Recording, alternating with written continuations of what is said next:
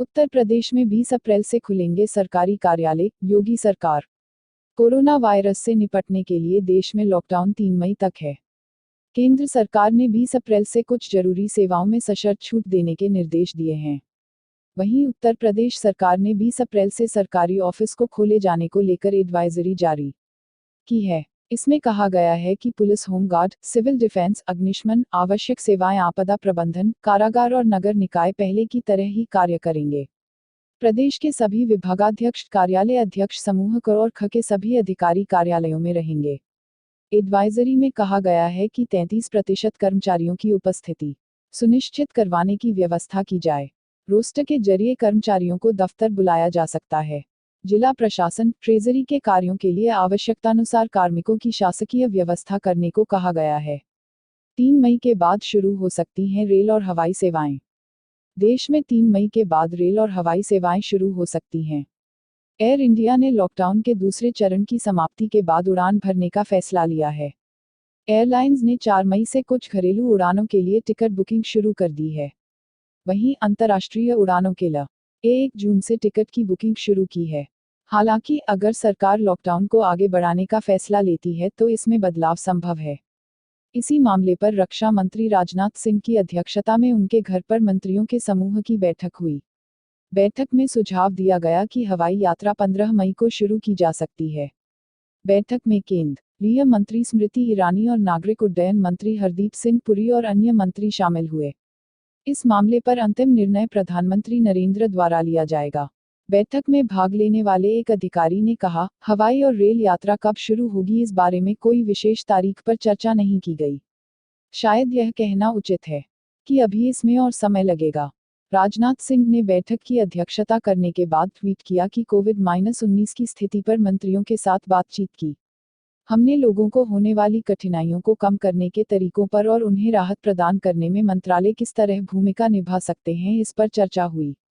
20 अप्रैल के बाद सीन तक गतिविधियों की अनुमति देने के दिशा निर्देशों और कोरोना वायरस संकट के बीच भारतीय रिजर्व बैंक द्वारा घोषित उपायों की भी सराहना हुई। अगर वायरस रूप बदलता है तो बेअसर होगी वैक्सीन। कोरोना से बचाव के लिए पूरी दुनिया की निगाहें इस वक्त सिर्फ वैक्सीन पर टिकी हैं। हालांकि अभी तक यह स्पष्ट नहीं है कि कोविड-19 के खिलाफ यह कितनी कारगर रहेगी। लेकिन वैज्ञानिक मानते हैं कि वैक्सीन का प्रभाव वायरस की आनुवांशिक संरचना में बदलाव, म्यूटेशन, पर ज्यादा निर्भर करेगा। इसके हिसाब से ही वैक्सीन में बदलाव की जरूरत पड़ सकती है। अगर वायरस ज्यादा म्यूटेट नहीं करता है तो अधिकांश लोगों पर एक ही वैक्सीन प्रभावी रहेगी। किसी भी वैक्सीन की सफलता तभी संभव है जब वायरस म्यूटेट न करे। वैज्ञानिकों का कहना है कि दूसरे वायरसों की तरह ही कोविड-19 एक से दूसरे इंसान में जाते वक्त म्यूटेट कर रहा है। हालांकि संक्रमण की प्रक्रिया पहले जैसी ही रहती है। सामान्यतया कोई भी वायरस कोशिका पर काबू पाकर कुनबा बढ़ाने, रेप्लिकेशन में जुट जाता है। कुछ मामलों में इस रेप्लिकेशन में म्यूटेशन दिखाई दे सकता है, लेकिन म्यूटेशन में वक्त लगता है। वैक्सीन से दी जाने वाली एंटीबॉडी सीमित म्यूटेशन से खास ढंग से निपट लेती हैं। हाइड्रोक्सीक्लोरोक्विन दवा लेने के बाद 10% स्वास्थ्यकर्मियों की तबीयत बिगड़ी। कोरोना वायरस से संक्रमित गंभीर मामलों में हाइड्रोक्सीक्लोरोक्विन HCQ दवा का असर हो रहा है, लेकिन इस दवा के दुष्प्रभाव भी काफी हैं। इन्हीं प्रभावों को जानने के लिए इन दिनों दिल्ली एम्स में 2 अध्ययन भी चल रहे हैं।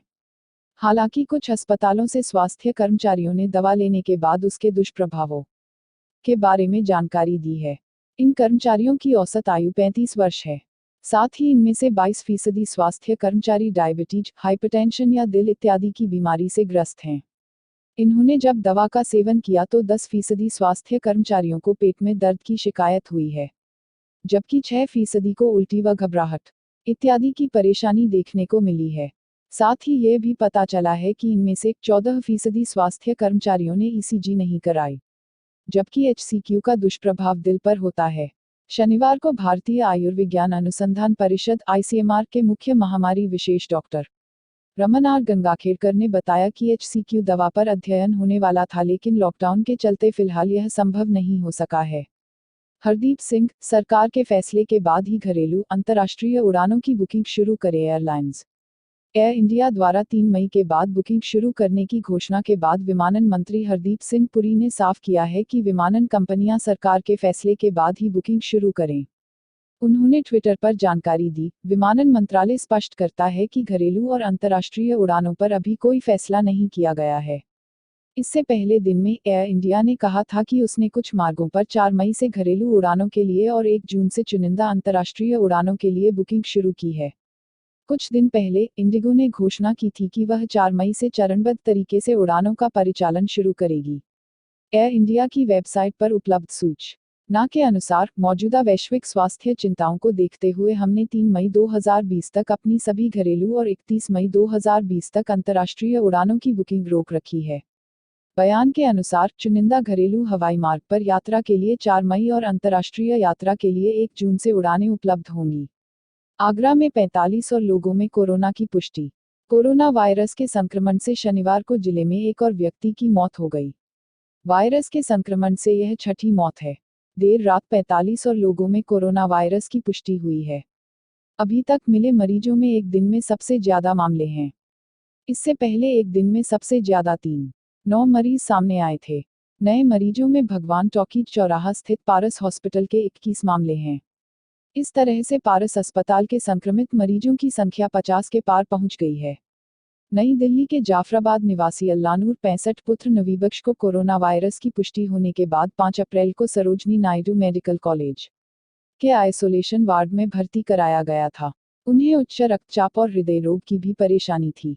शनिवार की दोपहर में वह शौचालय गए थे, वहीं पर गिर गए। सीसीटीवी कैमरे में उन्हें गिरता देख चिकित्सकीय टीम अंदर गई, लेकिन तब तक उन्होंने दम तोड़ दिया था। उनकी मौत की खबर मुख्य चिकित्सा अधिकारी ने दिल्ली में रहने वाले परिजनों को दे दी है। बस्ती में मिले 3 नए कोरोना पॉजिटिव। उत्तर प्रदेश के बस्ती जिले में 3 कोरोना पॉजिटिव मिले हैं। इससे प्रशासन में हड़कंप मच गया है। इन 3 को मिलाकर बस्ती जिले में कोरोना संक्रमितों की कुल संख्या 19 हो गई है, जिसमें एक शख्स की मौत हो चुकी है। बस्ती प्रभारी सीएमओ डॉक्टर फखरेयार हुसैन ने इसकी आधिकारिक पुष्टि कर दी है। वहीं जिले में सबसे पहले मिले 8 कोरोना पॉजिटिव मरीजों में से 4 की तीसरी रिपोर्ट शुक्रवार को निगेटिव आई थी। बता दें कि जिले में 30 मार्च को कोरोना पॉजिटिव से एक युवक की बीआरडी मेडिकल कॉलेज में हुई मौत के बाद प्रशासन ने मृतक परिवार का सैंपल लेकर कराई जांच में परिवार के 8 लोग एक के बाद एक पॉजिटिव पाए गए। इन सभी को मुंडेरवा स्थित सीएचसी पर आइसोलेशन वार्ड में भर्ती करा दिया गया। डॉक्टरों ने इनका इलाज शुरू किया और 8 में से 5 की रिपोर्ट 2 दिन पहले निगेटिव आ गई। एमएमएमयूटी, लॉकडाउन हटने पर ऐसे होगी पढ़ाई, जाने कब शुरू होंगी परीक्षाएं। मदन मोहन मालवीय प्रौद्योगिकी विश्वविद्यालय एमएमएमयूटी की स्टीयरिंग कमेटी की बैठक शनिवार को वीडियो कॉन्फ्रेंसिंग के जरिए हुई। इसमें तय हुआ कि लॉकडाउन खुलने और छात्रों के परिसर में आ जाने के बाद 2 सप्ताह तक 2 पालियों में कक्षाएं चलेंगी। पहली पाली में लेक्चर सुबह 7:30 बजे से 1:30 बजे तक चलेंगे और दूसरी पाली में 2:30 बजे से 6:30 बजे तक प्रयोगात्मक कक्षाएं चलाई जाएंगी। तीसरे सप्ताह से परीक्षाएं शुरू होंगी और चौथे सप्ताह से परीक्षा परिणाम घोषित होने लगेंगे। कुलपति प्रो एसएन सिंह की अध्यक्षता में हुई बैठक में सेमेस्टर परीक्षा प्रश्नपत्र के संशोधित प्रारूप पर भी निर्णय लिया गया। तय हुआ कि सेमेस्टर परीक्षा 2.45 घंटे की होगी। प्रश्नपत्र में संबंधित विषय के एक अंक के 10 बहुविकल्पीय प्रश्न और 10-30 अंक के 4 वर्णनात्मक एवं गणना आधारित प्रश्न होंगे। प्रश्न पूरे पाठ्यक्रम से पूछे जाएंगे। परीक्षा के पहले 15 मिनट में छात्रों को बहुविकल्पीय प्रश्न हल करने होंगे। शेष 2.30 घंटे में वर्णनात्मक प्रश्न लिखने होंगे। बैठक में शैक्षणिक सत्र 2020-21 हेतु अंशकालिक पीएचडी पाठ्यक्रम हेतु प्रवेश प्रक्रिया आरंभ करने पर सहमति बनी। बैठक में यह प्रस्ताव आया कि अंशकालिक पीएचडी पाठ्यक्रम में प्रवेश के लिए अभ्यर्थी के गोरखपुर के 100 किलोमीटर दायरे में कार्यरत होने की बाध्यता समाप्त कर दी जाए। प्रस्ताव पर अभी अंतिम फैसला नहीं हुआ है। तय हुआ कि इस प्रस्ताव पर अभी और विचार किए जाने की जरूरत है। संकट काल में मदद के लिए आगे आया गोरक्षपीठ, भूखों को अन्न, जरूरतमंदों को धन देने के लिए खोला भंडार। उत्तर प्रदेश के मुख्यमंत्री योगी आदित्यनाथ ने कोरोना के बढ़ते संकट से लोगों को उबारने के लिए हर संभव मदद के प्रयास कर रहे हैं। सरकारी मशीनरी लगातार कार्य को अंजाम तक पहुंचाने में जुटी है। इस कार्य में गोरक्षपीठ भी पीछे नहीं है। गोरक्षपीठाधीश्वर की राह का अनुसरण करते हुए नाथ संप्रदाय के इस केंद्र ने भी भूखों के लिए अन्न का भंडार और जरूरतमंदों के लिए खजाना खोल रखा है। यहाँ आने वाला कोई भी व्यक्ति निराश होकर नहीं लौट रहा। पीठ कार्यालय पर आपदा संबंधी सारी परेशानियों का निपटारा किया जा रहा है। मंदिर के सचिव द्वारिका तिवारी सुबह से लेकर देर रात तक अपने सहयोगियों के साथ अपनी देखरेख में ही सारे काम संपन्न करा रहे हैं। समस्या को अपने स्तर से निपटाने का प्रयास कर रहे हैं। मंदिर के सचिव द्वारिका ने बताया, महामारी के दौरान कोई भूखा न सोए और जरूरतमंदों के हाथ खाली न रहे, इसका प्रयास किया जा रहा है। मृत्यु की दशा में उसके अक्षम परिजन को पूरा सहयोग दिया जा रहा है। जरूरत के हिसाब से उन्हें धन, राशन और अन्य प्रकार के सहयोग किए जा रहे हैं। उन्होंने बताया, गोरखपुर मंदिर में कार्यालय की ओर से चल रहे भंडारे में भूखों के लिए पर्याप्त व्यवस्था है। भोजन बनाने वाले लोग इस दौरान सचेत रहते हैं। सोशल डिस्टेंसिंग का पूरा पालन हो रहा है। जरूरत के हिसाब से बहुतों को कच्चा खाद्यान्न दिया जा रहा है। मुसलमानों का इलाज नहीं करने का इश्तेहार देने वाले अब के अस्पताल पर भड़के ओवैसी। नई दिल्ली, उत्तर प्रदेश के मेरठ में एक अस्पताल ने इश्तेहार छपवाकर मुस्लिम मरीजों से कहा था कि वे अपना और अपने एक तीन रदार का कोरोना नेगेटिव होने का सर्टिफिकेट लाएंगे तभी अस्पताल उनका इलाज करेगा। एआईएमआईएम के अध्यक्ष असदुद्दीन ओवैसी की अब इस पर प्रतिक्रिया आई है।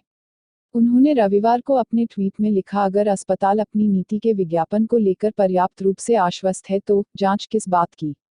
उसे जनता को नुकसान पहुंचाने की अनुमति कैसे दी जा रही है? प्रधानमंत्री कार्यालय का कहना है कि COVID-19 धर्म नहीं देखता है, बावजूद इसके उनके वैचारिक प्रशंसकों ने मुस्लिम नागरिकों को टारगेट कर रहे हैं और उनकी जिंदगी को खतरे में डाल रहे हैं। दिल्ली में कोरोना संक्रमितों की संख्या 2000 के पार, बीते 24 घंटे में आए 110 नए मामले। देश में कोरोना का कहर तेजी से बढ़ता जा रहा है। भारत में कोरोना वायरस से अब तक 519 लोगों की मौत हो चुकी है और 16,000 से ज्यादा लोग इसके संक्रमण के शिकार हैं। इस बीच देश की राजधानी दिल्ली में संक्रमितों की संख्या 2003 पहुंच गई है। दिल्ली में बीते 24 घंटे में कोरोना के 110 नए मामले सामने आए और इस दौरान 2 लोगों की मौत हो गई है, जबकि 24 घंटे में 83 लोग इस बीमारी से ठीक हुए हैं। राष्ट्रीय राजधानी में अब तक 290 लोग इससे ठीक हो चुके हैं और 45 लोगों की अब तक जान चली गई है। कई जिलों में कोरोना के बढ़ते मामलों के मद्देनजर ढील नहीं दी जाएगी। लखनऊ, कानपुर, वाराणसी, मेरठ, आगरा, सहारनपुर समेत कई जिलों में कोरोना के बढ़ते मामलों के मद्देनजर लॉकडाउन में 20 अप्रैल से प्रस्तावित ढील नहीं दी जाएगी। इन जिलों में अतिरिक्त सतर्कता की आवश्यकता है। पूर्व में जो आपदा और राहत से जुड़े दफ्तर काम कर रहे थे वे ही आगे भी खुलेंगे। अन्य कोई भी दफ्तर या प्रतिष्ठान नहीं खोले जाएंगे। सचिवालय और लोक भवन के दफ्तर पूर्व में जारी आदेश के तहत खुले रहेंगे। मनरेगा आदि काम जहां पहले से चल रहा है वहां सोशल डिस्टेंसिंग के नियमों का पालन करते हुए काम पूर्ववत चलता रहेगा। जरूरी वस्तुओं की फैक्ट्रियां भी पहले की तरह चलती रहेंगी। इसके साथ ही कई जिलों में 33% कर्मचारियों के साथ सरकारी कामकाज के लिए दफ्तर खेलने के निर्देश स्थानीय स्तर पर दिए गए हैं। गोरखपुर, बांदा, झांसी मंडल के सभी जिलों में लॉकडाउन में ढील देते हुए दफ्तर खोले जाएंगे। वहीं बस्ती मंडल के सिद्धार्थनगर व संतकबीर नगर में दफ्तर खुलेंगे, लेकिन बस्ती में अभी कोई ढील नहीं दी जाएगी। कानपुर मंडल के सभी जिलों में सोमवार से लॉकडाउन में केंद्र सरकार की घोषणा के तहत ढील दी जाएगी, लेकिन कानपुर जिले में संक्रमितों की संख्या ज्यादा होने के कारण कोई ढील नहीं दी जाएगी। वाराणसी, विंध्याचल और आजमगढ़ मंडलों के 10 में से 8 जिलों में सोमवार से सरकारी दफ्तर खुल जाएंगे। अन्य क्षेत्रों में मामूली छूट मिलेगी, लेकिन वाराणसी और मऊ में पाबंदी रहेगी। गोरखपुर, आज से खुलेंगे सभी महत्वपूर्ण कार्यालय। सोमवार से केंद्र सरकार द्वारा जारी गाइडलाइन के मुताबिक सभी सरकारी कार्यालय खुलेंगे। जिला प्रशासन कार्यालय पहले से ही खुला है। अन्य कार्यालयों के ग्रुप ए और बी के सभी अधिकारी सोमवार से कार्यालय आएंगे। इनको फिजिकल डिस्टेंसिंग का 100% अनुपालन करना है। ग्रुप सी और डी के 33% कर्मचारियों की ड्यूटी रोस्टर के हिसाब से उनके विभागाध्यक्ष लगाएंगे। उनके जरिए आवश्यक सरकारी कार्यों को शुरू किया जाएगा। अधिकारियों के कार्मिकों के बीच भीड़ ज्यादा न हो, इसके भी निर्देश दिए गए हैं। इसी तरह उद्योग के लिए आवश्यक सेवाएं जैसे खाने की वस्तुएं आदि के उत्पाद का अनुमति दी गई है। साथ ही सतत प्रक्रिया वाले उद्योग में 11 कैटेगरी है जिन्हें चलाने की अनुमति दी गई है। स्टील, रिफाइनरीज, सीमेंट, रसायन, उर्वरक, वस्त्र परिधान को छोड़कर foundries, paper, tyre, common effluent treatment plant व चीनी मिल आदि उद्योगों में श्रमिकों की संख्या 50% से अधिक नहीं होगी। सबक, फिजिकल डिस्टेंसिंग का पालन करना होगा। श्रमिकों को हाथ धुलने के लिए साबुन और सैनिटाइजर की व्यवस्था कराई जाएगी। स्वास्थ्य सेवाएं सशर्त क्रियाशील रहेंगी। चिन्हित अस्पतालों में आपातकालीन सेवाएं सक्षम स्तर से अनुमति के बाद संचालित होंगी। सभी अस्पतालों में N95 मास्क, पीपीई व संक्रमण से सुरक्षा के सभी उपकरण पर्याप्त मात्रा में अनिवार्य रूप से रहेंगे। बिना कोविड-19 के नियंत्रण, प्रशिक्षण व सुरक्षा उपाय के आपातकालीन सेवाओं का संचालन नहीं होगा। चिकित्सा संसाधनों में स्टाफ को संक्रमण से सुरक्षा व सभी प्रबंध उपलब्ध होने एवं डॉक्टरों सहित चिकित्साकर्मी प्रशिक्षित होने पर जिला प्रशासन अनुमति देगा। जीओएम अभी चालू नहीं होगा रेल और हवाई यातायात। जीओएम की तरफ से प्रधानमंत्री कार्यालय को सौंपी रिपोर्ट में कहा गया है कि यातायात चालू करने का फैसला लेने से पहले सरकार को स्वास्थ्य मंत्रालय से सलाह लेनी चाहिए। जीओएम ने यातायात सेवा बहाल करने के मामले में स्वास्थ्य मंत्रालय से विस्तृत अध्ययन कराकर यह लेने का सुझाव दिया है। गौरतलब है कि सरकार ने पहले ही रेलवे और विमानन कंपनियों को 3 मई के बाद टिकटों की बुकिंग नहीं करने का निर्देश दिया है। सूत्रों के मुताबिक रिपोर्ट में कहा गया है कि महानगरों में बड़ी संख्या में फंसे दूसरे राज्यों के प्रवासी मजदूरों व अन्य लोगों की अपने अपने गृह राज्य में की इच्छा है। ऐसे में यातायात सेवा बहाल करते ही रेलवे स्टेशनों, बस अड्डों आदि पर भारी भीड़ जमा होने का खतरा है, जिससे सोशल डिस्टेंसिंग का पालन संभव नहीं होगा। दरअसल सरकार की योजना जनजीवन को धीरे धीरे पटरी पर लाने की है। इसी क्रम में सोमवार से सरकार ने कई मोर्चे पर लोगों को राहत दी है। कई दफ्तरों को खोलने, ऑनलाइन जरूरी सामान मंगाने, कृषि बागवानी गतिविधियों को शुरू करने, मछली पकड़ने, निर्माण कार्य शुरू करने को कुछ शर्तों के साथ छूट देने की घोषणा की जा चुकी है। कोरोना वायरस के देश से खत्म होने तक अयोध्या में नहीं मनेगा कोई उत्सव, राम मंदिर ट्रस्ट। अयोध्या राम मंदिर निर्माण कार्य शुरू होने को लेकर श्रीराम जन्मभूमि तीर्थ क्षेत्र ट्रस्ट के महामंत्री चंपत राय ने बड़ा बयान दिया है। चंपत राय के मुताबिक राम मंदिर ट्रस्ट ने तय किया है कि देश से जब तक कोरोना वायरस पूरी तरह खत्म नहीं हो जाता तब तक अयोध्या में कोई उत्सव नहीं मनाया जाएगा। ट्रस्ट के महामंत्री चंपत राय ने कहा कि साधु संतों के साथ हुई वार्ता में यह तय किया गया है कि कोरोना संक्रमण के रहते अयोध्या में कोई उत्सव आयोजित नहीं होगा। उन्होंने कहा कि देश में कोरोना लॉकडाउन चल रहा है। लॉकडाउन में श्रीराम जन्मभूमि तीर्थ क्षेत्र ट्रस्ट भी केंद्र सरकार के सभी निर्देशों का पालन कर रहा है। ऐसे में राम मंदिर निर्माण को लेकर अभी कोई निर्णय नहीं लिया गया है। बड़ी खबर, उत्तर प्रदेश के मुख्यमंत्री योगी आदित्यनाथ के पिता आनंद सिंह बिष्ट का दिल्ली एम्स में निधन। नई दिल्ली, उत्तर प्रदेश के मुख्यमंत्री योगी आदित्यनाथ के पिता का सोमवार सुबह 10:44 पर दिल्ली के एम्स में निधन हो गया। वह 89 वर्ष के थे। योगी आदित्यनाथ के पिता आनंद सिंह बिष्ट करीब 1 माह से एम्स में भर्ती थे। उन्हें लिवर और किडनी से संबंधित परेशानी थी। एम्स के गैस्ट्रोलॉजी विभाग में डॉक्टर विनीत आहूजा के नेतृत्व में उनका इलाज चल रहा था। उनका अंतिम संस्कार मंगलवार को हरिद्वार में होगा। सीएम योगी के पिता का पार्थिव शरीर दिल्ली से सड़क मार्ग से उनके पैतृक निवास स्थान पंचूर लाया जाएगा। रविवार को उनकी हालत गंभीर हो गई थी, जिसके बाद उन्हें आईसीयू में वेंटिलेटर पर रखा गया था। उनका डायलिसिस भी चल रहा था। वह बीते 13 मार्च को एम्स में भर्ती हुए थे। आपको बता दें कि उत्तर प्रदेश के मुख्यमंत्री योगी आदित्यनाथ के पिता आनंद सिंह बिष्ट उत्तराखंड के पौड़ी गढ़वाल जिले के यमकेश्वर ब्लॉक के पंचूर गांव में रहते थे। वह उत्तराखंड वन विभाग में फॉरेस्ट रेंजर के पद से 1991 में रिटायर हुए थे। मुख्यमंत्री योगी आदित्यनाथ, कानपुर के हालात ठीक नहीं, अब और सख्त होगा लॉकडाउन। कानपुर में कोरोना पॉजिटिव मरीजों की संख्या लगातार बढ़ने, अब तक 57 की वजह से सोमवार से न तो सरकारी और न अर्ध सरकारी कार्यालय खुलेंगे। 20 अप्रैल से कार्यालय, इंडस्ट्री खोलने का जो फैसला लिया गया था उसे कानपुर के हालात देखते हुए निरस्त कर दिया गया है। सिर्फ आवश्यकता वाले कार्यों से जुड़े विभागों में काम होगा। अब लॉकडाउन को और सख्त किया जाएगा। रेड जोन एरिया में रोजाना 200 लोगों की कोरोना टेस्टिंग कराने का भी निर्देश जारी किया गया है। रविवार को मुख्यमंत्री योगी आदित्यनाथ ने प्रदेश के सभी जिला अधिकारियों से वीडियो कॉन्फ्रेंसिंग से वार्ता की, जिसमें कानपुर की स्थिति को गंभीर बताते हुए उन्होंने यहां और कड़ाई से लॉकडाउन का पालन करवाने का निर्देश दिया। जिलाधिकारी डॉक्टर ब्रह्मदेवर राम तिवारी ने बताया कि लॉकडाउन में व्यवस्थाएं पहले की तरह रहेंगी। रेड जोन और हॉटस्पॉट एरिया में किसी भी तरह की कोई भी दुकान नहीं खुलेगी।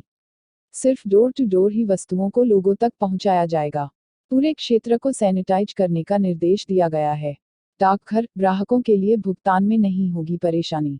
डाकघर की बचत खाता योजना वर्तमान में लोगों के लिए फायदेमंद साबित हो सकता है।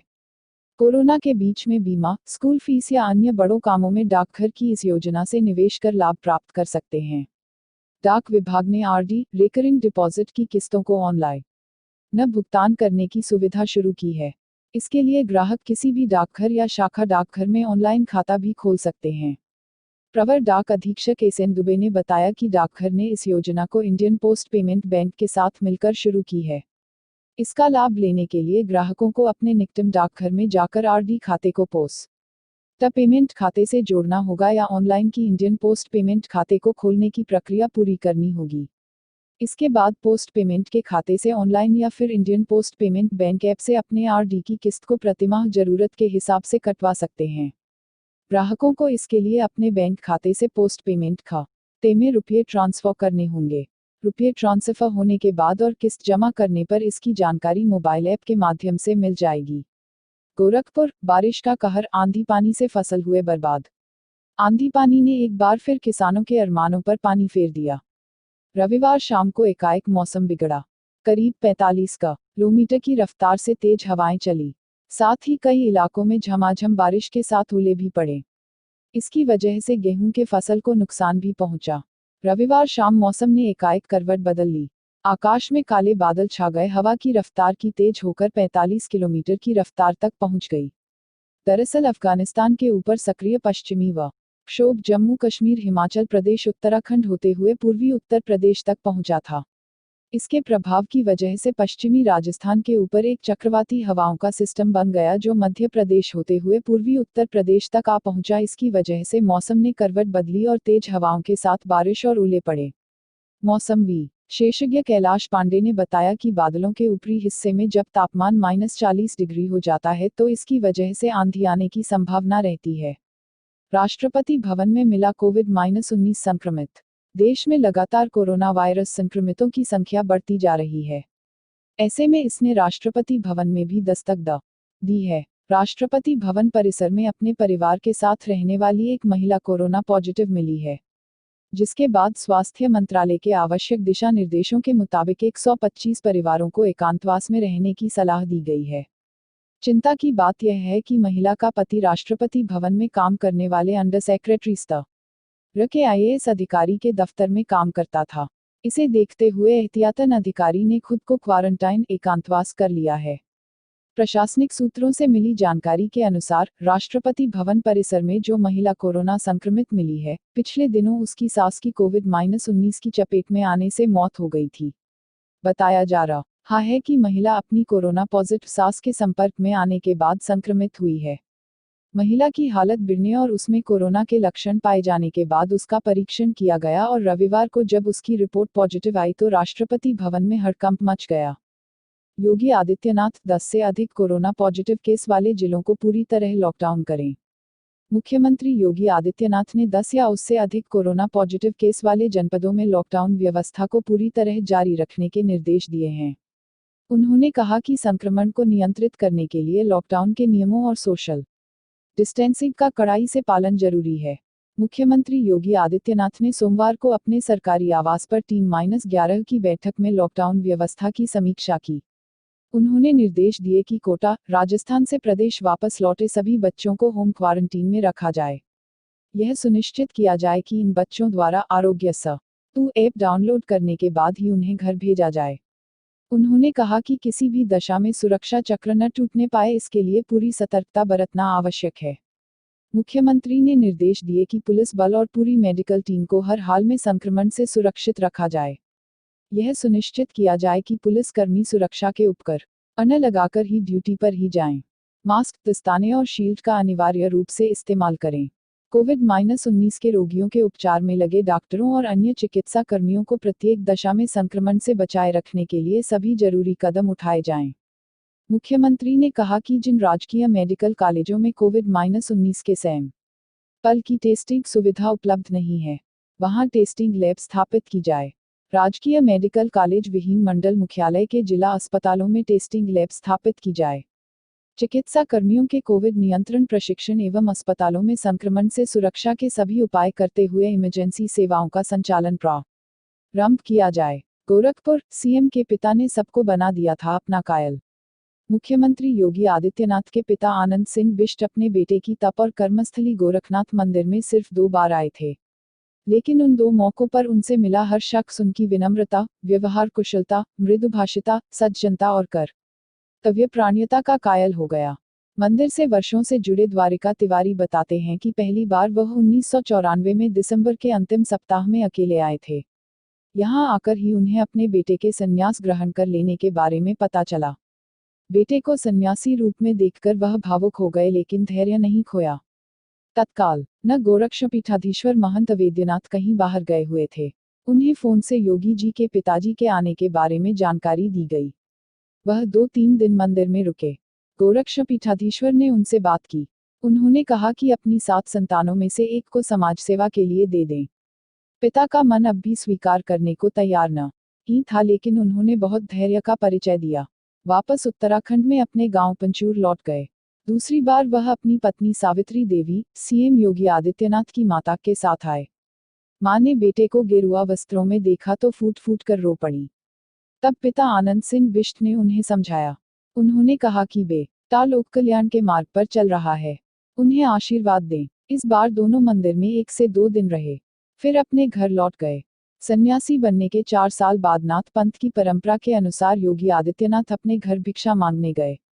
उनके साथ दिग्विजयनाथ पीजी कॉलेज के तत्कालीन प्राचार्य कुंवर नरेंद्र प्रताप सिंह, मां पाटेश्वरी देवी देवीपाटन मंदिर के महंत महेंद्रनाथ और गोरखनाथ मंदिर के ड्राइवर प्रकाश भी थे। सोमवार को योगी आदित्यनाथ के पिता के देहावसान की खबर सुनकर प्रकाश की आंखें नम हो गईं। बिहार बॉर्डर पर ब्लॉक प्रमुख की गाड़ी से शराब बरामद। यूपी बिहार बॉर्डर से सटे देवरिया जनपद के बनकटा थाना क्षेत्र के प्रतापपुर में सोमवार की सुबह करीब 10 बजे वाहन चेकिंग के दौरान पुलिस ने सलेमपुर के ब्लॉक प्रमुख व शराब कारोबारी राजेश सिंह उर्फ मंटू के फॉर्च्यूनर वाहन से शराब बरामद की है। वाहन में सवार प्रमुख सहित 3 लोगों के खिलाफ केस दर्ज कर वाहन सीज कर गिरफ्तार कर लिया गया, लेकिन कुछ देर बाद सभी आरोपितों को मुचलका पर रिहा कर दिया गया। क्षेत्राधिकारी पंचमलाल सोमवार को बनकटा थानाध्यक्ष गोपाल प्रसाद मजिस्ट्रेट के साथ प्रतापपुर चेक पोस्ट पर वाहन जांच कर रहे थे। इस बीच सलेमपुर कोतवाली के ग्राम बंजरिया निवासी ब्लॉक प्रमुख राजेश सिंह फॉर्च्यूनर गाड़ी से पहुंचे। पुलिस को शक हुआ। वाहन रोककर चेकिंग की गई तो वाहन से कई ब्रांड की शराब बरामद की गई। इसके बाद पुलिस ने ब्लॉक प्रमुख राजेश सिंह मंटू के अलावा विकास यादव निवासी मरहवा थाना खुखुंदू, सत्येंद्र सिंह निवासी बक्सर बिहार को हिरासत में लेकर थाने गए। थानाध्यक्ष की तहरीर पर पुलिस ने ब्लॉक प्रमुख समेत 3 आरोपितों के खिलाफ केस दर्ज किया। कुशीनगर में फंसे चिली के पर्यटकों को स्वदेश जाने की अनुमति मिली। कुशीनगर में 22 मार्च से फंसी चिली की मारिया कारिजो, बोधगया में फंसे हुआन पाब्लो अराया ग्वेरा और लखनऊ में फंसे सोलेंज डी लास मर्सिडीज क्रियादो बरेरा ने दिल्ली स्थित चिली दूतावास से स्वदेश भेजे जाने की गुहार लगाई थी। इसके बाद भारतीय विदेश मंत्रालय ने इस संबंध में पत्र जारी किया है। पत्र के अनुसार विशेष पास के साथ एक वाहन पहले बोधगया जाएगा, वहां से कुशीनगर आएगा और फिर लखनऊ होते हुए दिल्ली जाएगा। वहां से विशेष विमान से 3 पर्यटकों को चिली भेजा जाएगा। मारिया कुशीनगर स्थित वर्ल्ड लिन्ह सनबा दिस्ट वियतनाम चाइनीज मंदिर कुशीनगर में रुकी हुई हैं। वह यहां 22 मार्च को पहुंची थी। उसके बाद लॉकडाउन हो जाने के कारण स्वदेश नहीं लौट सकी। मंदिर के प्रबंधक भिंते ट्रिंगवेन राहुल ने बताया कि पर्यटकों को दिल्ली भेजे जाने के संबंध में पत्र प्राप्त हुआ है। गृह मंत्रालय से अलर्ट जारी होने के बाद गोरखपुर पुलिस ने रोहिंग्या शरणार्थियों के बारे में छानबीन शुरू कर दी है। डीजीपी ने भी पुलिस अधिकारियों को पत्र लिख आगाह किया है। शरणार्थियों के तबलीगी जमात से जुड़े होने की आशंका को देखते हुए उनकी कोरोना संक्रमण जांच कराने के निर्देश दिए गए हैं। खुफिया एजेंसियों से इनपुट मिलने पर केंद्रीय गृह मंत्रालय ने रोहिंग्या शरणार्थियों और तबलीगी जमात के बीच कनेक्शन की जांच करने के निर्देश दिए हैं। एसएसपी डॉक्टर सुनील गुप्ता ने बताया कि रोहिंग्या शरणार्थियों के बारे में जानकारियां जुटाई जा रही हैं। जिले की सीमा पर बने बैरियर और शहर के अंदर सार्वजनिक स्थानों पर गहनता से जांच हो रही है। उद्धव पालघर की घटना सांप्रदायिक नहीं, केंद्र ने महाराष्ट्र सरकार से मांगी रिपोर्ट। महाराष्ट्र के पालघर जिले में 3 लोगों की पीट-पीटकर हत्या के मामले में सोमवार को केंद्रीय गृह मंत्री अमित शाह ने महाराष्ट्र सरकार से रिपोर्ट मांगी है। इससे पहले उत्तर प्रदेश के मुख्यमंत्री योगी आदित्यनाथ ने भी उद्धव से बात करके दोषियों के खिलाफ सख्त कार्रवाई करने के लिए कहा था। वहीं अखिल भारतीय अखाड़ा परिषद के अध्यक्ष महंत नरेंद्र गिरि ने राज्य सरकार के खिलाफ आंदोलन की धमकी दी है। जबकि हनुमानगढ़ी के पुजारी राजू दास धरने पर बैठ गए हैं। इसके अलावा पुलिस ने घटना के संबंध में 2 पुलिसकर्मियों को निलंबित कर दिया है। पालघर घटना को लेकर केंद्रीय गृह मंत्री अमित शाह ने सोमवार को महाराष्ट्र के मुख्यमंत्री उद्धव ठाकरे से बात की। मंत्रालय ने राज्य सरकार से इस मामले में रिपोर्ट मांगी है। उत्तर प्रदेश के मुख्यमंत्री योगी आदित्यनाथ ने पालघर की घटना को लेकर रविवार शाम को उद्धव ठाकरे से बात की, जिसकी जानकारी देते हुए उन्होंने लिखा, पालघर, महाराष्ट्र में हुई जूना अखाड़ा के संतों स्वामी कल्पवृक्ष गिरी जी, स्वामी सुशील गिरी जी व उनके ड्राइवर नीलेश तेलगड़े जी की हत्या के संबंध में कल शाम महाराष्ट्र के मुख्यमंत्री श्री उद्धव ठाकरे जी से बात की और घटना के जिम्मेदार तत्वों के खिलाफ कठोर कार्रवाई हेतु आग्रह किया। पालघर की घटना को लेकर मुख्यमंत्री ठाकरे ने कहा, हमने 2 पुलिसकर्मियों को निलंबित कर दिया है और मामले की जांच के लिए एडीजी सीआईडी अपराध अतुल चंद्र कुलकर्णी को नियुक्त किया गया है। इस पूरी घटना में कुछ भी सांप्रदायिक नहीं है। मैंने आज सुबह अमित शाह जी से इस पर बात की। कांग्रेस, जनधन और किसानों के खातों में तुरंत 7,500 रुपये दे। केंद्र कांग्रेस ने सोमवार को कहा कि वह सूक्ष्म, लघु और मध्यम उद्योग एमएसएमई, प्रवासी मजदूरों और कृषि उपज की खरीद में किसानों को राहत देने के लिए जल्द ही केंद्र को अपनी सिफारिश भेजेगी। पूर्व प्रधानमंत्री मनमोहन सिंह की अध्यक्षता में कांग्रेस सलाहकार समूह की पहली बैठक के बाद पार्टी के वरिष्ठ नेता जयराम रमेश ने यह भी कहा कि सरकार को सभी जनधन, किसान सम्मान और पेंशन योजनाओं से जुड़े खातों में 7,500 रुपये डालने चाहिए। रमेश भी इस सलाहकार समूह के सदस्य हैं। उन्होंने वीडियो लिंक के जरिए संवाददाताओं से कहा कि सरकार ने अब तक जो कदम उठाए हैं वह अपर्याप्त हैं। हम सरकार को अपनी तरफ से सुझाव देंगे। उन्होंने कहा कि सभी जनधन खातों, किसान सम्मान निधि खातों, बुजुर्गों, विधवाओं एवं दिव्यांगों के पेंशन खातों में 7,500 रुपये डाले जाएं। रमेश ने कहा कि इस बैठक में मनमोहन सिंह और कांग्रेस के पूर्व अध्यक्ष राहुल गांधी ने एमएसएमई क्षेत्र को मदद देने पर जोर दिया। उनके मुताबिक गांधी ने फिर दोहराया कि संकट की इस घड़ी में रचनात्मक मानसिकता के साथ सरकार का सहयोग करना है। गोरखपुर, लॉकडाउन में मुर्गा बेचने पर फार्म मालिक समेत 11 पर केस। गोरखनाथ पुलिस ने पोल्ट्री फार्म के मालिक समेत 11 लोगों के खिलाफ लॉकडाउन का उल्लंघन करने और महामारी अधिनियम के तहत केस दर्ज किया है। फार्म मालिक चोरी से मुर्गा बेच रहा था।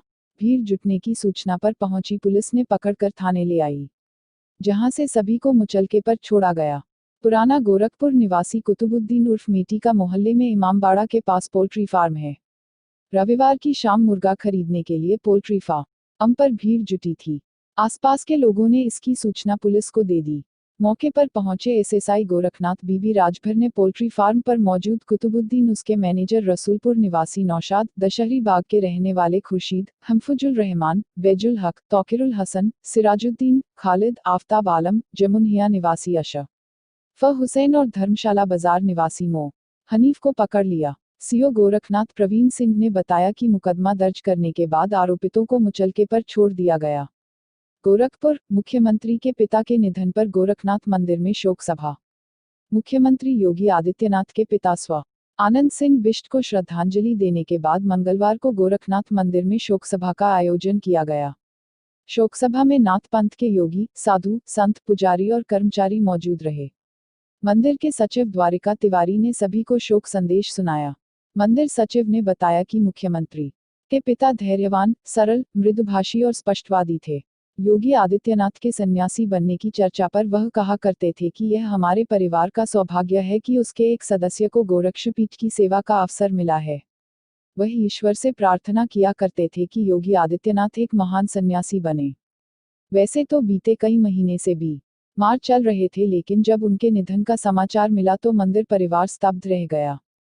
शोक सभा में मंदिर के प्रधान पुजारी योगी कमलनाथ, योगी धर्मेंद्र नाथ, योगी दिनेश नाथ, वीरेंद्र सिंह, योगी सूरजनाथ, दिव्य कुमार सिंह, विनय गौतम, आनंद गुप्ता, दुर्गेश बजाज, लक्ष्मण नारंग, जयप्रकाश सिंह, गणेश परदेशी आदि मौजूद रहे। उधर गोरखनाथ मंदिर परिसर में मौजूद पुलिस चौकी में एक शोक सभा आयोजित हुई, जिसमें प्रभारी निरीक्षक जयवर्धन सिंह, हेड मुहर्रिम अजय कुमार सिंह ने मुख्यमंत्री के पिता को श्रद्धांजलि दी। 13,829 कंपनियों के कर्मचारियों का पीएफ जमा करेगी सरकार। केंद्र सरकार 100 से कम कर्मचारियों व श्रमिकों वाली कंपनियों, दुकानों, कॉन्ट्रैक्टरों की मदद करेगी। इन सब जगह कर्मचारियों के पीएफ खाते में नियोजक के हिस्से का अंशदान सरकार भरेगी। इसके साथ ही कर्मचारी का हिस्सा भी सरकार देगी। इससे यूपी के 13,829 कंपनियों व उनके कर्मचारियों को राहत मिलेगी। इस निर्णय से 5,781 दुकानें, प्रतिष्ठान व 14,724 ठेकेदार एजेंसियों के मालिकों व कर्मचारियों को राहत मिलेगी। इस लाभ पाने की शर्त वहां पर 100 से कम कर्मचारी होना है। इस तरह इन कर्मचारियों के वेतन का करीब 24% पीएफ खाते में डालने में होने वाला खर्च सरकार उठाएगी। केंद्र सरकार एक दूसरे राज्यों में फंसे श्रमिकों की मदद के लिए एक योजना लाने पर विचार कर रही है। इसके तहत उन्हें राहत देने के लिए पैकेज घोषित किया जा सकता है। यूपी में करीब 33,125 ऐसे लोग हैं जो यहां विभिन्न जिलों में फंसे हैं। यह दूसरे राज्यों से आए हुए हैं। गोरखपुर अस्पताल में जगह जगह थूकने वाला संदिग्ध पुलिस के हवाले। गोरखपुर के खोराबार इलाके में मोतीराम अड्डा चौराहे के पास स्थित अस्पताल के संचालक पर 4 युवकों ने हमला कर दिया। शोर सुनकर पहुंचे स्थानीय लोगों ने उन्हें पकड़कर पुलिस के हवाले कर दिया। बताते हैं कि अस्पताल में संदिग्ध हरकत करने पर चालक के नाम पता पूछने पर युवकों ने उन पर हमला कर दिया था। अस्पताल संचालक के मुताबिक चारों युवक हर सामान छू रहे थे और जगह जगह थूक रहे थे। युवकों की पहचान गोरखनाथ क्षेत्र के पिचपेड़ा निवासी महताब, शादाब, शहनाज और इम्तियाज के रूप में हुई है। महताब मालवाहक टेम्पो चलाता है। सोमवार को वह कहीं से लौट रहा था। इस दौरान मोतीराम अड्डा चौराहे के पास उसी टेम्पो पलट गई। उसने फोन कर मदद के लिए तीनों दोस्तों को बुला लिया। आरोप है कि चारों युवक अस्पताल के अंदर चले गए और हर चीज को छूने लगे। अस्पताल संचालक एल ठाकुर को उनकी हरकत पर संदेह हुआ तो उन्होंने उनसे उनका नाम पता पूछा। इस बात पर युवकों ने उन पर हमला कर दिया। महाराजगंज में एसडीएम जसधीर नक्शसह व सीओ राजू कुमार साव के निरीक्षण में बाइक सवार 2 लोग बिना मास्क लगाए पकड़े गए। रोकने पर दोनों ने जमीन पर थूकना शुरू कर दिया। सीओ के निर्देश पर पुलिस ने उनसे 500 रुपये जुर्माना वसूला। महाराष्ट्र में फंसे प्रवासी मजदूरों के लिए चलाएं स्पेशल ट्रेन। प्रवासी मजदूरों को उनके घर पहुंचाने के लिए महाराष्ट्र सरकार जल्दबाजी में आ गई है। मुख्यमंत्री उद्धव ठाकरे ने केंद्र सरकार से कहा है कि लॉकडाउन की वजह से महाराष्ट्र में फंसे मजदूरों को उनके घर पहुंचाने के बारे में विचार हो। उन्होंने कहा कि यदि केंद्र सरकार को लगता है कि 30 अप्रैल के बाद 15 मई तक कोरोना का प्रभाव बढ़ने वाला है तो यहां फंसे दूसरे राज्यों के मजदूरों को उनके घर भेजने की व्यवस्था की जाए। केंद्रीय अतिरिक्त सचिव मनोज जोशी के नेतृत्व में 5 सदस्यों की केंद्रीय टीम महाराष्ट्र पहुंची है।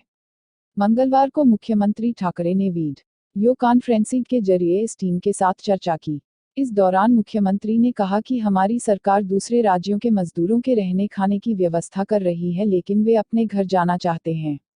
इसको लेकर वे आंदोलन पर उतारू हो जाते हैं। केंद्र सरकार सारी एहतियात बरतते हुए मजदूरों को उनके घर तक पहुंचाने पर विचार करे। सीएम दिल्ली में होगा सुनील का अंतिम संस्कार।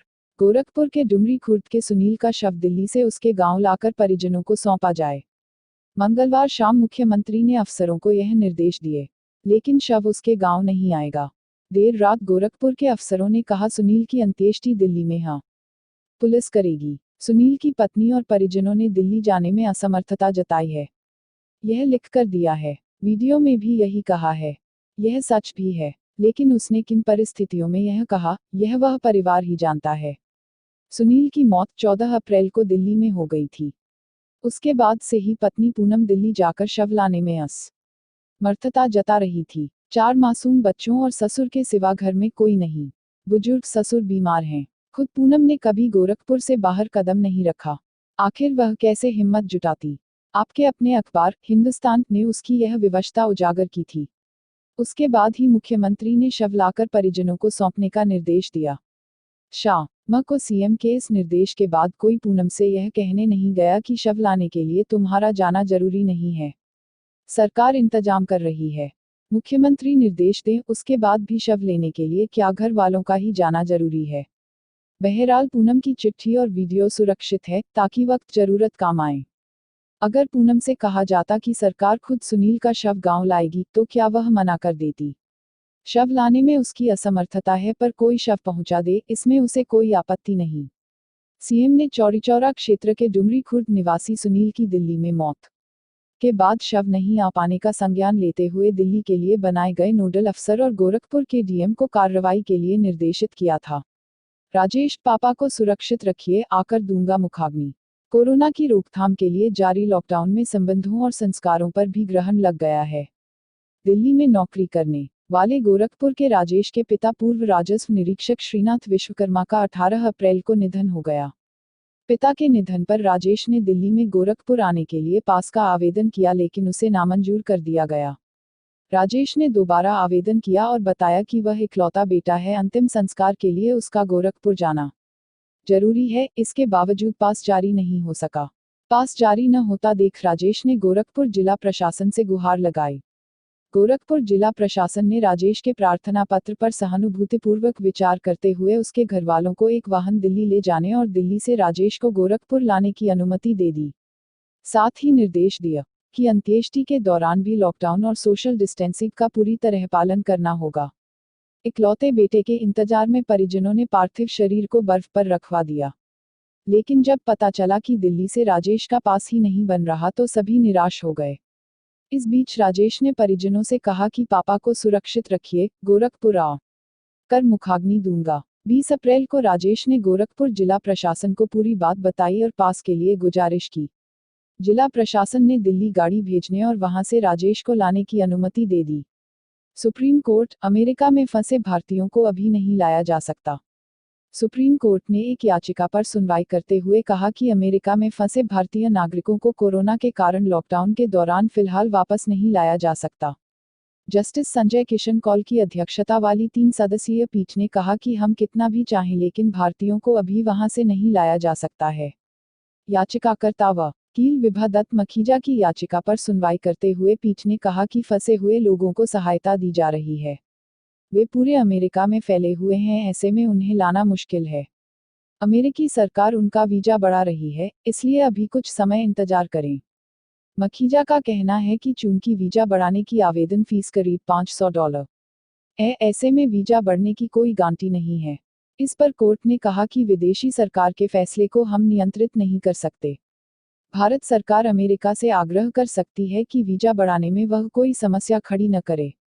सॉलिसिटर जनरल तुषार मेहता ने कहा कि इससे पहले फंसे भारतीयों को लाया गया है, लेकिन अभी यह पूरी दुनिया में बंद है। योगी आदित्यनाथ, कोरोना से बचाव के लिए प्लाज्मा थेरेपी को आगे बढ़ाएं। मुख्यमंत्री योगी आदित्यनाथ ने कहा है कि लॉकडाउन का सख्ती से पालन कराना बहुत जरूरी है, इसलिए अंतरजनपदीय व अंतर्राज्यीय आवागमन को सख्ती से रोका जाए।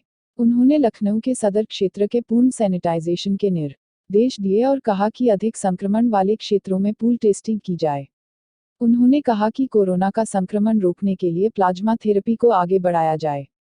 पितृशोक के बावजूद मुख्यमंत्री योगी आदित्यनाथ ने मंगलवार को T-11 के साथ 2 घंटे से ज्यादा समीक्षा बैठक की और लॉकडाउन को कामयाब बनाने के लिए अहम निर्देश दिए। उन्होंने सोशल डिस्टेंसिंग का पालन कराने पर जोर देते हुए कहा कि क्वारंटीन किए गए लोगों को आवश्यक दूरी बनाकर रखा जाए।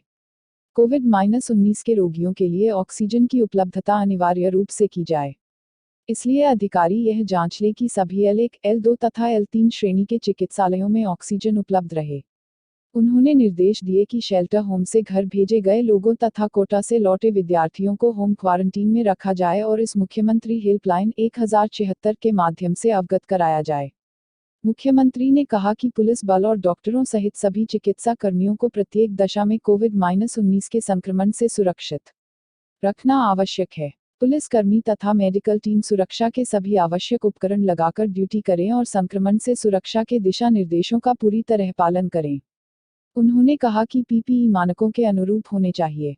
इमरजेंसी सेवाओं का संचालन करने वाले सभी चिकित्सालय अपने चिकित्सा कर्मियों का कोविड नियंत्रण का प्रशिक्षण कराएं और अस्पताल में संक्रमण से सुरक्षा के समस्त साधनों का प्रयोग करें।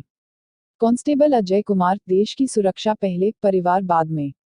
कोरोना महामारी के चलते देश में लॉकडाउन है। ऐसे में जिले के घघौआ चौकी पर तैनात अजय कुमार सिंह ने देश की सुरक्षा को सर्वोपरि मानते हुए अपनी शादी टाल दी। उनका कहना है कि कर्तव्य और देश सेवा पहले, परिवार बाद में। परशुरामपुर क्षेत्र के राष्ट्रीय राजमार्ग स्थित घघौआ चौकी पर तैनात कांस्टेबल अजय कुमार सिंह गोरखपुर के जंगल राम लखना के निवासी हैं। उनकी शादी 21 अप्रैल को देवरिया निवासी अंजुही के साथ होनी थी, मगर उन्होंने लॉकडाउन में कर्तव्य की खातिर अपनी शादी टाल दी। उनका कहना है कि देश व देशवासियों को उनकी आवश्यकता है। परिवार के प्रति जो दायित्व है वह तो निभाया ही जाएगा, पर देश सेवा से बढ़कर कोई और कर्तव्य नहीं। जब तक देश महामारी से मुक्त नहीं हो जाता तब तक विवाह नहीं करूंगा। उत्तर प्रदेश 11 जिले हुए कोरोना वायरस से मुक्त। कोरोना महामारी के खिलाफ प्रदेश सरकार की ओर से उठाए जा रहे कदमों का सकारात्मक असर दिखने लगा है। लॉकडाउन के दौरान सख्ती और तेजी से हो रही जांच का नतीजा है कि प्रदेश के 11 जिले अब कोरोना से मुक्त हो गए हैं। यह जानकारी बुधवार को समीक्षा बैठक के दौरान अधिकारियों ने मुख्यमंत्री योगी आदित्यनाथ को दी। मुख्यमंत्री लोक भवन में लॉकडाउन व्यवस्था की समीक्षा कर जरूरी निर्देश दे रहे थे। इस दौरान अफसरों ने मुख्यमंत्री को जानकारी दी कि प्रतापगढ़ भी अब कोरोना मुक्त जिला हो गया है। वहीं 22 जिलों में पहले ही कोरोना का कोई केस नहीं मिला है। इस तरह से प्रदेश में कुल 33 जिलों में कोरोना का असर नहीं है। मुख्यमंत्री ने कहा कि इन जिलों में भी सभी सावधानियां बरती जाएं। ये जिले हुए कोरोना फ्री 1, पीलीभीत 2, लखीमपुर 3, बरेली 4, हरदोई 5, शाहजहांपुर 6, महाराजगंज 7, हाथरस 8, बाराबंकी 9, प्रयागराज 10, कौशाम्बी 11, प्रतापगढ़। 1.5 महीने से क्रूज पर फंसे चालक दल के 146 भारतीय आज उतरेंगे। करीब 1.5 महीने से कोरोना वायरस महामारी के कारण एक क्रूज शिप पर फंसे 146 भारतीय आज मुंबई में नीचे उतारे जाएंगे। ये सभी क्रूज शिप के चालक दल के सदस्य हैं। थाईलैंड से आया क्रूज शिप 14 अप्रैल को मुंबई पहुंच गया था, लेकिन किसी भी सदस्य को नीचे उतरने की अनुमति नहीं दी गई थी। महाराष्ट्र के मुख्यमंत्री कार्यालय (सीएमओ) ने बुधवार को इन लोगों को नीचे उतारे जाने की जानकारी दी।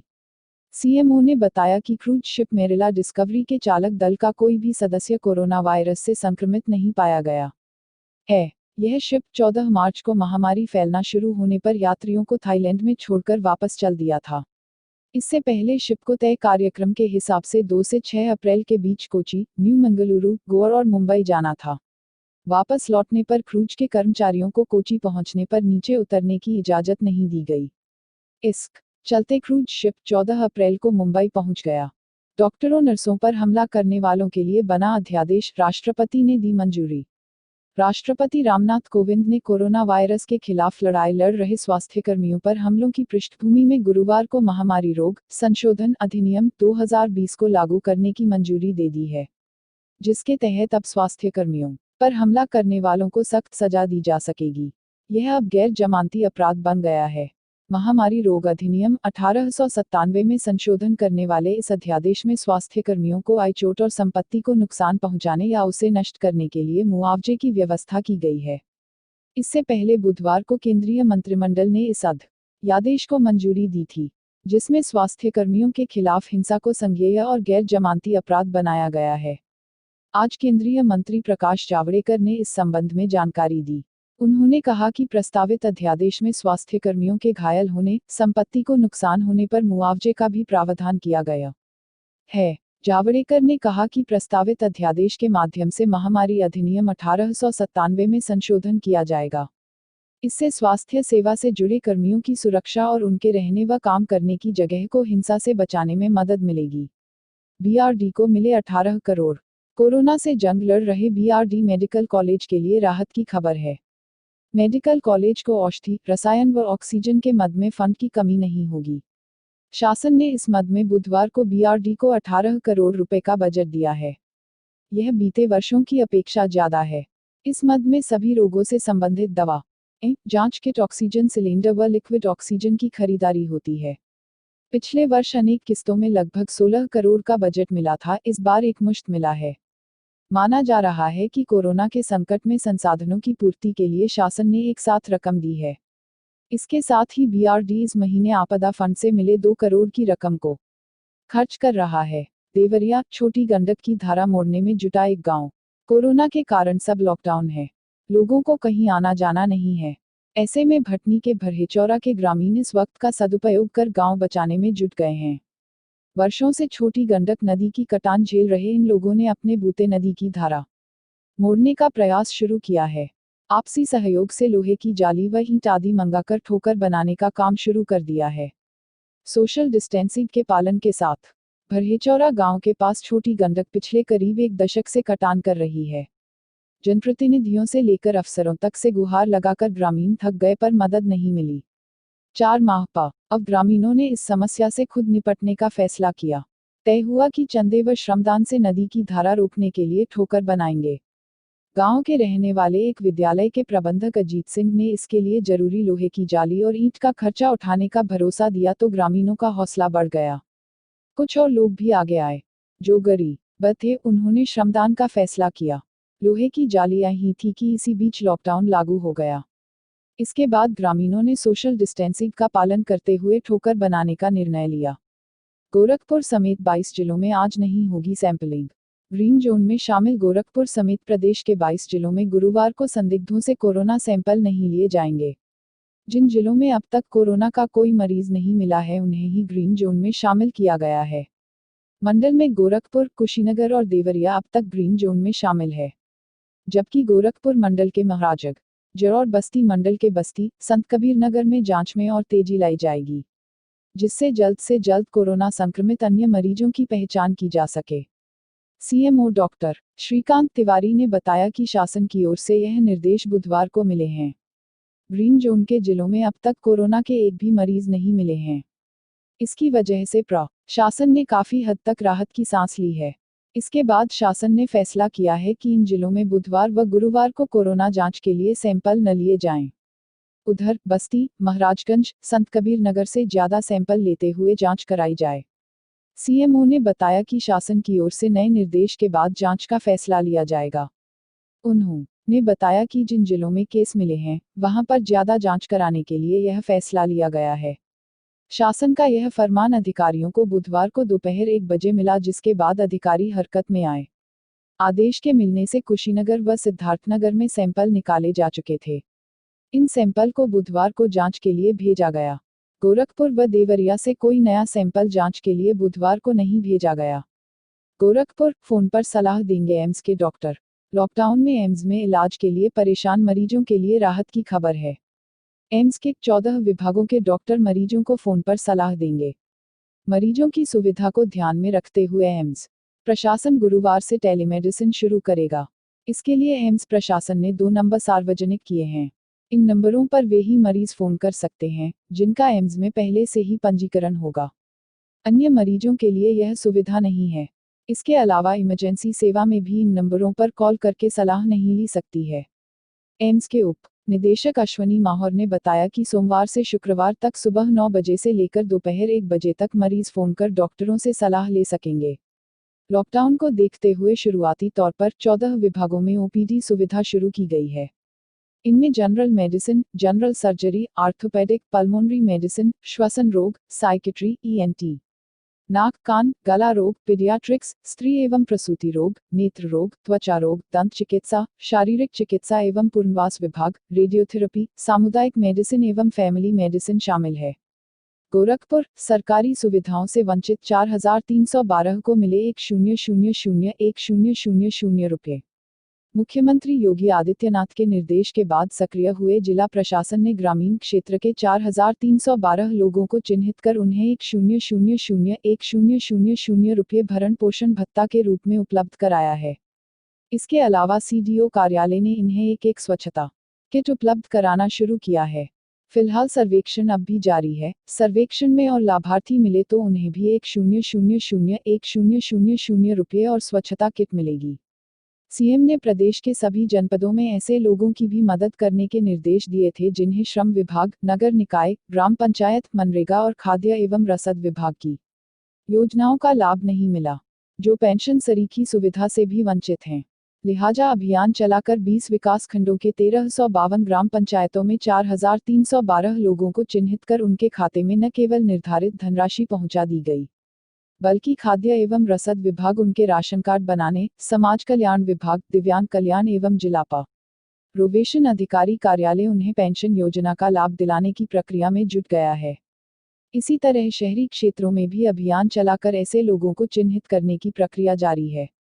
गोरखपुर, कोरोना संक्रमण से होने वाली हर मौत की होगी ऑडिट। कोरोना के बढ़ते संक्रमण के बीच बीआरडी मेडिकल कॉलेज ने अहम फैसला किया है। बीआरडी में डॉक्टर कोरोना से होने वाली हर मौत की ऑडिट करेंगे। गोरखपुर और बस्ती मंडल के सभी जिलों में कोरोना से हुई मौत की ऑडिट की जाएगी। इसके लिए बीआरडी में कमेटी का गठन कर दिया गया है। हर सोमवार को कमेटी अपनी रिपोर्ट शासन को भेजेगी। प्रमुख सचिव डॉक्टर रजनीश दुबे के निर्देश पर कमेटी गठित की गई है। मेडिकल कॉलेज के प्राचार्य डॉक्टर गणेश कुमार कमेटी के चेयरमैन हैं। कमेटी में मेडिकल कॉलेज के फॉरेंसिक मेडिसिन विभाग के अध्यक्ष डॉक्टर संजीत सोनी को संयोजक सदस्य बनाया गया है। इनके अलावा मेडिसिन विभाग के अध्यक्ष डॉक्टर महीम मित्तल और एनेस्थेसिया के विभाग के अध्यक्ष डॉक्टर सतीश कुमार को भी सदस्य के रूप में शामिल किया गया है। सीएमओ द्वारा नामित एक अधिकारी को भी इस कमेटी में शामिल किया जाएगा। लॉकडाउन के दौरान भी टीबी मरीजों का इलाज जारी रहेगा। प्रमुख सचिव स्वास्थ्य अमित मोहन प्रसाद ने सभी सीएमओ को पत्र लिखकर कहा है कि क्षय रोग निवारण संबंधी सुविधाओं को जारी रखना बहुत ही जरूरी है ताकि क्षय रोग से होने वाली जटिलताओं और मृत्यु पर नियंत्रण रखा जा सके। सीएमओ डॉक्टर श्रीकांत तिवारी ने बताया कि निर्देशानुसार व्यवस्था की जा रही है। ट्रंप के नए आव्रजन आदेश से अमेरिका संघ संबंधों पर नहीं पड़ेगा असर। अमेरिकी राष्ट्रपति डोनाल्ड ट्रंप की तरफ से अपने देश में आव्रजन पर 60 दिन की रोक लगाने वाले एग्जीक्यूटिव ऑर्डर से भारत अमेरिका के बीच संबंध प्रभावित होने की संभावना नहीं है। इसका इशारा देते हुए केंद्र सरकार के एक सूत्र ने बृहस्पतिवार को बताया कि फिलहाल इस आदेश से भारत पर पड़ने वाले संभावित प्रभाव का अध्ययन किया जा रहा है। सूत्र ने कहा, यह देखते हुए कि लोगों से लोगों का संपर्क दोनों देशों के बीच रणनीतिक संबंधों की आधारशिला है, हमें उम्मीद है कि यह संबंध आगे भी जारी रहेंगे। इस आदेश पर प्रतिक्रिया देते हुए भारत सरकार के सूत्र ने कहा, हमने आदेश का संज्ञान लिया है। हम इसका अध्ययन कर रहे हैं। इसमें H-1B जैसे गैर आव्रजन वीजा को शामिल नहीं किया गया है, जो दोनों ही देशों की अर्थव्यवस्थाओं के लिए लाभकारी साबित होते हैं। हालांकि बृहस्पतिवार को विदेश मंत्री एस जयशंकर ने भी अमेरिकी विदेश मंत्री माइक पोम्पियो के साथ टेलीफोन पर वार्ता की है, लेकिन यह स्पष्ट नहीं हो सका है कि दोनों के बीच ट्रंप प्रशासन के इस आदेश की चर्चा हुई है या नहीं। गोरखपुर 2 प्राइवेट पैथोलॉजी करेगी कोरोना की जांच। महानगर में कोरोना की जांच प्राइवेट पैथोलॉजी में हो सकेगी। इसके लिए 2 प्राइवेट पैथोलॉजी को मंजूरी मिल गई है। इन पैथोलॉजी में प्राइवेट अस्पताल के डॉक्टर ही मरीजों के सैंपल भेजेंगे। इसकी जांच के लिए लैब संचालक 4,500 रुपये वसूलेंगे।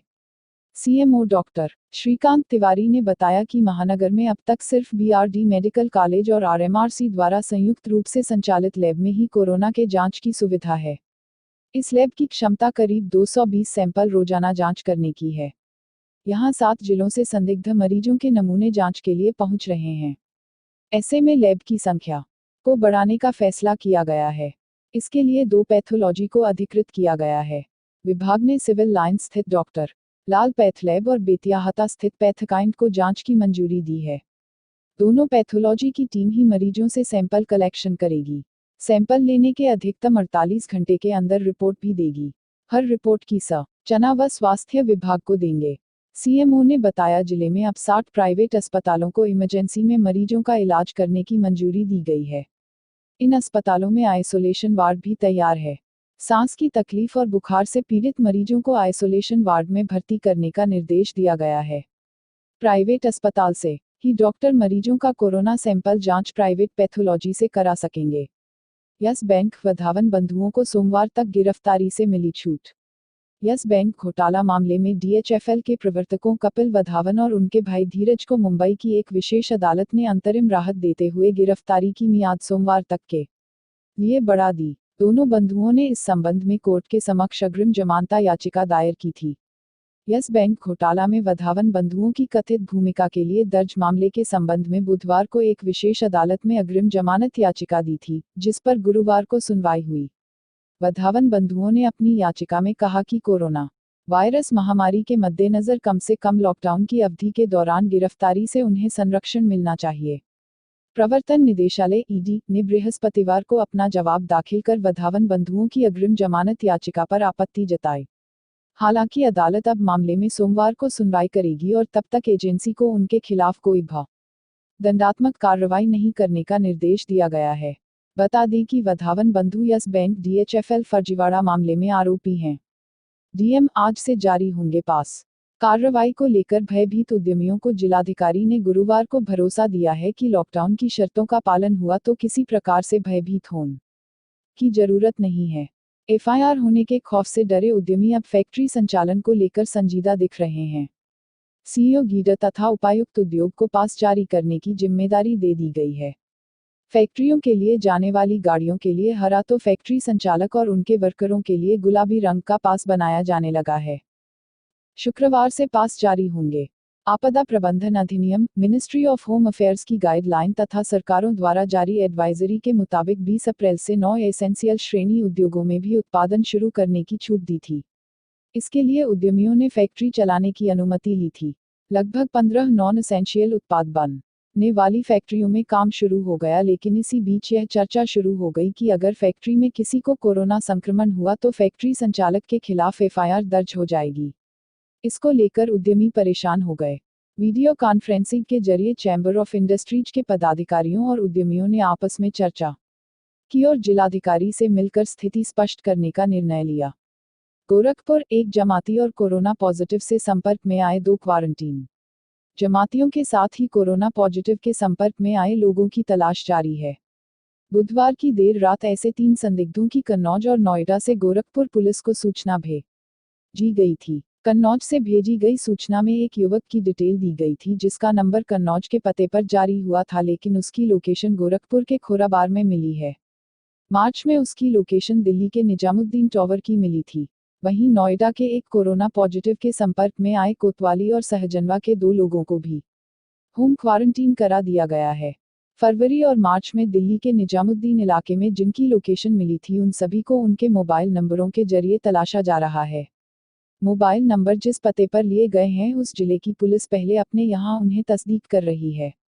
संबंधित जिले में उनके न मिलने पर जहां उस नंबर की लोकेशन मिल रही है उस जिले के पुलिस अधिकारियों को सूचना दे रही है। इसी क्रम में कन्नौज जिले को 44 लोगों के मोबाइल नंबर दिए गए थे। सभी का सिम कार्ड कन्नौज के पते पर ही था।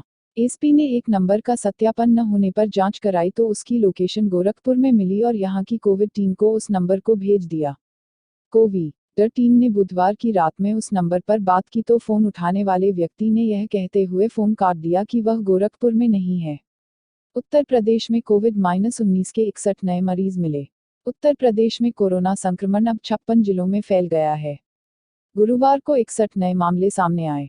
इनमें से बहराइच में 8, श्रावस्ती में 3 और बलरामपुर में 1 संक्रमण की पुष्टि हुई है। इसी के साथ प्रदेश में कोरोना संक्रमित लोगों की संख्या 1510 हो गई है।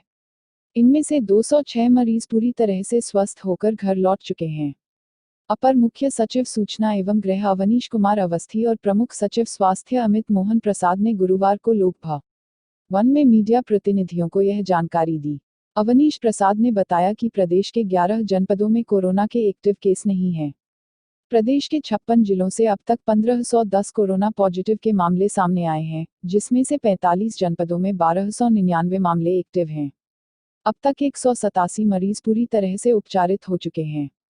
उन्होंने बताया कि प्रदेश में 1584 लोगों को आइसोलेशन वार्ड में रखा गया है और 11,826 लोगों को फैसिलिटी क्वारंटीन किया गया है। उन्होंने बताया कि लखनऊ के केजीएमयू के बाद अब एसजीपीजीआई लखनऊ, मेरठ एवं इटावा मेडिकल कॉलेज में भी पूल टेस्टिंग का कार्य प्रारंभ हो गया है। पूल टेस्टिंग में 812 सैंपल टेस्ट किए गए हैं। उन्होंने कहा कि टेस्टिंग के लिए 3,737 सैंपल भेजे गए और बैकलॉग मिलाकर 3,955 टेस्ट हुए। महाराष्ट्र, कोरोना वायरस की चपेट में आए कैबिनेट मंत्री। महाराष्ट्र में लगातार कोरोना संक्रमितों की संख्या बढ़ रही है। इसी बीच खबर आई है कि राष्ट्रवादी कांग्रेस पार्टी (एनसीपी) के एक वरिष्ठ नेता और महाराष्ट्र के कैबिनेट मंत्री कोरोना वायरस की चपेट में हैं। अपने करीबियों और सुरक्षाकर्मियों के कोविड-19 पाए जाने के बाद मंत्री ने हाल ही में खुद को क्वारंटाइन एकांतवास कर लिया था। उन्होंने 13 अप्रैल से खुद को क्वारंटाइन किया हुआ था। उनके बॉडीगार्ड और कुक सहित 16 लोगों की कोरोना रिपोर्ट पॉजिटिव आई है। 13 अप्रैल को उनकी रिपोर्ट निगेटिव थी। हालांकि अब सांस लेने में दिक्कत होने के बाद एहतियात कदम उठाते हुए उन्होंने खुद को अस्पताल में भर्ती करा लिया है। सूत्रों के अनुसार मंत्री को सांस लेने में ज्यादा तकलीफ होने के बाद निजी अस्पताल में भर्ती कराया गया है। इसी बीच महाराष्ट्र में कोरोना संक्रमितों की संख्या बढ़कर 6,427 हो गई है, जबकि 283 लोगों की मौत हो चुकी है। इसके अलावा केंद्रीय मंत्री रामदास आठवले के घर के बाहर तैनात सिक्योरिटी गार्ड की कोरोना रिपोर्ट पॉजिटिव आई है और उसका अस्पताल में इलाज चल रहा है। गोरखपुर के सुनील का दिल्ली पुलिस ने कराया विधिवत दाह संस्कार। लॉकडाउन के बीच चौरीचौरा के डुमरी खुर्द निवासी दलित सुनील के शव का गुरुवार को दिल्ली पुलिस ने पोस्टमार्टम कराने के बाद हिंदू रीति रिवाज के साथ कश्मीरी गेट स्थित निगमबोध घाट पर अंतिम संस्कार करा दिया। अंतिम संस्कार की पूरी प्रक्रिया का वीडियोग्राफी बनाई गई और उसकी एक कॉपी गोरखपुर प्रशासन को दिल्ली पुलिस भेजेगी। दिल्ली के भारत नगर थाना के SI Tahir Hussain, Jitendra, head constable Surendra और प्रदीप ने गुरुवार को सफदरजंग अस्पताल के मोर्चरी से सुनील का शव का अपराह 2 बजे पोस्टमार्टम कराया और फिर पुलिस के लोग एम्बुलेंस से शव को निगमबोध घाट पर ले गए। वहां पर पुलिस ने अपने पैसे से दाह संस्कार कराया। एसआई ताहिर हुसैन ने बताया कि बाकायदा हिंदू रीति रिवाज से अंतिम संस्कार की प्रक्रिया कराई गई। एक ब्राह्मण को बुलवाया गया था और अंतिम संस्कार से पूर्व मंत्रोच्चार भी हुआ। दिल्ली पुलिस के एसआई ताहिर हुसैन ने फोन पर बताया कि लॉकडाउन में परिवार के लोग नहीं आ सके, फिर भी सुनील के अंतिम संस्कार की प्रक्रिया में कोई कमी नहीं आने दी गई। पोस्टमार्टम से लेकर अंतिम संस्कार तक फोटोग्राफी और वीडियोग्राफी भी कराई गई है। वीडियो और फोटो के साथ गोरखपुर प्रशासन को भेज दिया जाएगा। वहीं बुधवार को डीएम व एसएसपी पीड़ित परिवार से मिलने डुमरी खुर्द गांव में पहुंचे थे और उन्होंने आर्थिक मदद देने के बाद कहा था कि प्रदेश सरकार पीड़ित परिवार के साथ है। सुनील के शव का पोस्टमार्टम कराने व उसका अंतिम संस्कार दिल्ली में ही करवा दिया जाएगा। अजमेर दरगाह के पास 24 घंटे में 79 नए केस। सूफी संत ख्वाजा मोइनुद्दीन चिश्ती की दरगाह के आसपास इलाका अब कोरोना का हॉटस्पॉट बनकर उभरा है। बुधवार तक बीते 24 घंटे के भीतर दरगाह के आसपास के 11 से 15 घरों में रह रहे 79 लोग संक्रमित पाए गए हैं। जिले में 28 मार्च को कोरोना पॉजिटिव का पहला मामला सामने आया था और 22 अप्रैल की दोपहर तक यह संख्या बढ़कर 103 हो गई। कुछ दिन पहले तक शहर में मरीजों की संख्या 10 से कम थी। स्वास्थ्य अधिकारियों का कहना है कि सभी 79 प्रवासी मजदूर हैं, जो घनी आबादी वाली इलाके रामगंज में किराए के मकानों में रहते हैं। कोरोना के मामलों में अचानक बढ़ोतरी के बाद जिला प्रशासन ने टेस्टिंग बढ़ाने का फैसला किया है।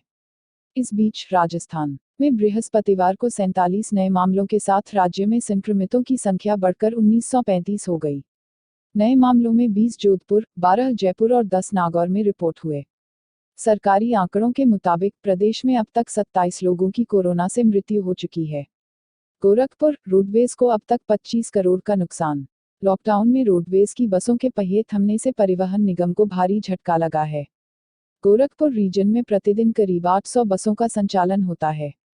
ऐसे में प्रतिदिन 80 लाख से 1 करोड़ रुपए का नुकसान हो रहा है।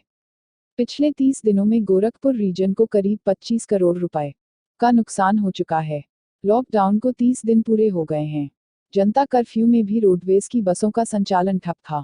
ऐसे में गोरखपुर, देवरिया, कुशीनगर, देवरिया, निचलौल, सोनौली, बस्ती आदि डिपो की बसों का संचालन ठप है।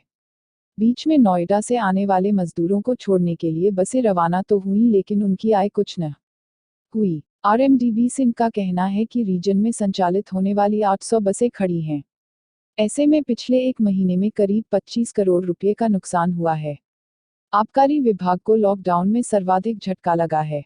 विभाग को प्रतिदिन करीब 2.50 करोड़ रुपए का नुकसान हो रहा है। पिछले 30 दिनों में करीब 75 करोड़ रुपए का नुकसान हुआ है। विभाग के लोगों का कहना है कि लॉकडाउन जितना आगे बढ़ेगा, प्रतिदिन 2.50 करोड़ रुपए की दर से नुकसान होगा। आरटीओ विभाग में वैसे तो सारे शुल्क ऑनलाइन जमा होते हैं। आरटीओ में रोज करीब 2 लाख रुपए काउंटर से जमा होते हैं। ऐसे में आरटीओ को पिछले 30 दिनों में 60 लाख रुपए का नुकसान हो चुका है। आज हरियाणा से गोरखपुर पहुंचेंगे 200 मजदूर। हरियाणा से गोरखपुर के लिए चले 200 मजदूर शनिवार को गोरखपुर पहुंचेंगे। यहां आने पर स्वास्थ्य विभाग की टीम सबसे पहले सभी का स्वास्थ्य परीक्षण करेगी। उसके बाद प्रशासन मजदूरों को उनके गांव के नजदीक विद्यालय या सामुदायिक भवन में क्वारंटीन किया जाएगा। मजदूरों की शाम 5 बजे गोरखपुर पहुंचने की संभावना है। ये सभी मजदूर लॉकडाउन के बाद से ही हरियाणा में फंसे थे। इनकी वापसी के लिए प्रदेश सरकार ने पहल की और हरियाणा सरकार से वार्ता कर पूरे प्रदेश के 11,000 मजदूरों के आने का रास्ता साफ किया। उसी में 200 मजदूर गोरखपुर जिले के हैं।